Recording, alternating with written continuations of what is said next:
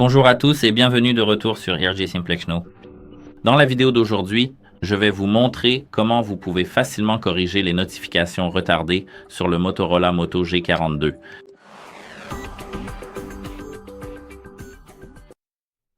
La première étape consiste donc à désactiver l'optimisation automatique de la batterie pour les applications posant problème. Donc, si par exemple vous ne recevez pas les notifications ou que vous les recevez avec un retard depuis WhatsApp, vous devez désactiver l'optimisation de la batterie pour cette application. Tout d'abord, allons directement dans les paramètres du système et ici, nous devons aller dans les applications qui se trouvent ici. Ici, il faut appuyer sur « Voir les 72 applications » et maintenant, nous devons trouver celle que nous souhaitons. Par exemple, je ne reçois pas de notification de Facebook ici. Nous devons appuyer sur Facebook, WhatsApp ou toute autre application qui pose problème pour vous. Et ici, nous avons, comme vous pouvez le voir, l'utilisation de la batterie et faisons défiler vers le bas jusqu'à l'option « Mettre en pause l'activité lorsqu'elle est utilisée ». Désactivez cette option et en plus de cela, appuyez sur l'utilisation de la batterie de l'application. Ici, comme vous pouvez le voir, nous avons non restreint, optimisé, restreint. Essayez de changer optimisé en non restreint ici. Cela devrait vous aider, je pense. Cela devrait empêcher notre système de mettre nos applications en veille. Bien sûr, cela devrait résoudre votre problème, mais si ce n'est pas le cas, le deuxième conseil que je peux vous donner est de désactiver l'économiseur de batterie adaptatif. Revenons dans les paramètres du système et ici, nous devons maintenant faire défiler vers le bas jusqu'à la section batterie.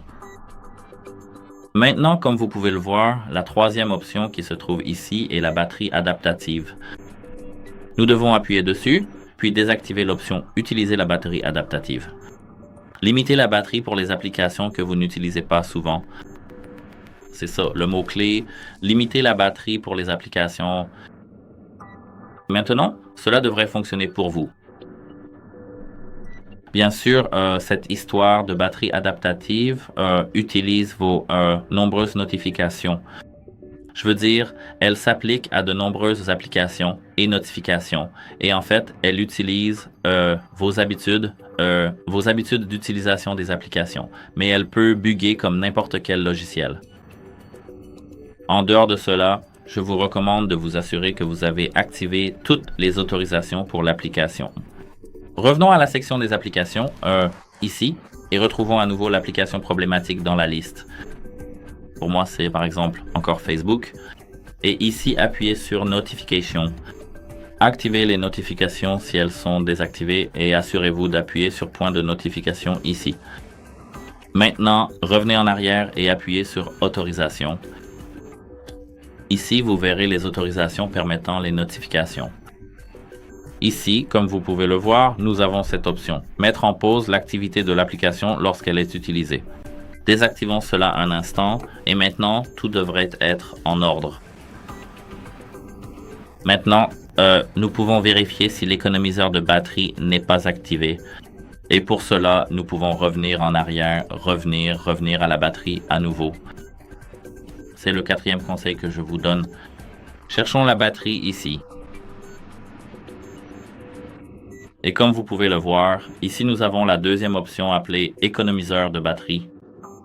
Nous devons l'ouvrir et désactiver l'économiseur de batterie et ne pas définir de programmation. Ici maintenant, tout devrait fonctionner parfaitement bien. En dehors de cela, vous pouvez faire quelque chose de plus avancé qui devrait nécessiter un peu d'expérience dans ce domaine, donc je ne recommande pas vraiment de le faire seul. Mais vous avez la possibilité de désactiver certains fichiers système spécifiques en utilisant en fait l'interface de débogage Android ADB sur votre ordinateur personnel. Pour ce faire, vous devez d'abord impérativement télécharger un programme ADB, un outil essentiel pour le débogage Android sur votre PC personnel et activer le débogage USB, une fonctionnalité cruciale pour la communication avec l'ordinateur sur votre téléphone mobile. Ensuite, dans cette application, vous devrez écrire quelque chose appelé script et c'est ADB Shell Dump Sys Device Idly Disable. Cela devrait désactiver le mode dose, qui est le mode veille de votre téléphone. Bien sûr, je ne recommande pas vraiment de le faire vous-même.